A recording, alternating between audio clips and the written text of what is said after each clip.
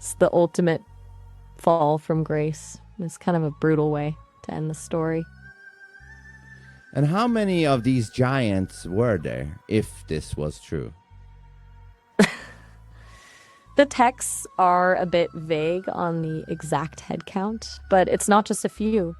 They're described as this whole class of beings, a population that basically took over and corrupted the earth.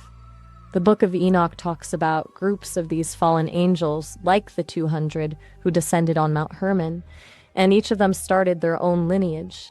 So you're looking at a huge, terrifying army of hybrids that just crowded out everything else. And they all had hard-ons for women. Apparently so. That's the driving force of the whole plot. Total cosmic horniness that literally broke the world. Interesting. So then they died out from this flood or something? That was the plan. The flood was meant to wipe the slate clean and drown every single one of them.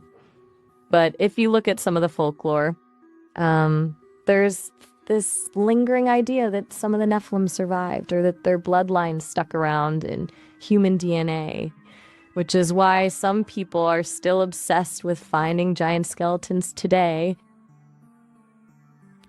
Interesting. And so the theory is that some of them are still alive today. That's where it gets really conspiratorial. Some people believe they're not just hiding in caves, but that they've shifted into different dimensions or are running things from behind the curtain. It turns the whole history of humanity into a game of hide and seek with ancient hybrids. Do you think it's possible that something that powerful would just disappear completely? Well, I mean, if they could shift to a different dimension, why didn't they do that when God brought the flood or whatever? That's the glitch in the logic again. If they had the keys to the dimension hop, the flood would have just been a mild inconvenience. It's like they were caught off guard, or maybe they didn't have the same clearance as the one who sent the rain. Either way, it makes you wonder if they were just as trapped as the humans they were messing with. Okay, but interesting. Tell me more about all this shit. If you want the really weird stuff, we have to talk about the Watchers. They were the angels who actually led the charge. They didn't just descend. They made a pact on Mount Hermon, essentially signing a contract to rebel against heaven. It's like a cosmic coup d'etat. They decided they wanted their own kingdom here, and that's how the whole Nephilim chaos started. It's not just a story about sex, it's a story about power and the hubris of thinking you can outsmart the creator.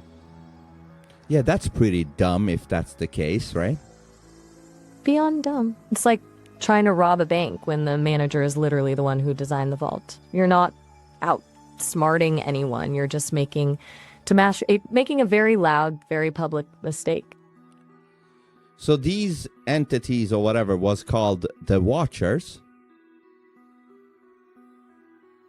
Exactly. The cosmic rebels. They thought they could just set up shop on Earth, play God, and not have the bill come due. It's a classic case of ego driving a total train wreck. Yeah. And the best part?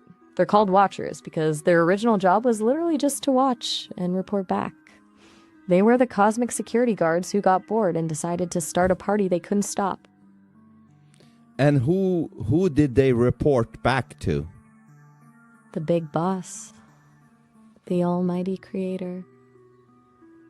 They were basically the divine middle management, tasked with keeping an eye on the human experiment, but they decided they'd rather be the stars of the show. So, hold on. The Watchers, are they good guys? Depends on who you ask. In the beginning, maybe. But the second they made that pact on Mount Hermon to rebel and mess with the human gene pool, they shifted into the villain category pretty quickly. They're basically the original traitors. So originally they worked for God and then they did not? That's the deal. They were on the payroll, so to speak, until the temptation of Earth became too much. Once they signed that pact to stay and play with the human gene pool, they weren't just quitting their jobs, they were committing cosmic treason.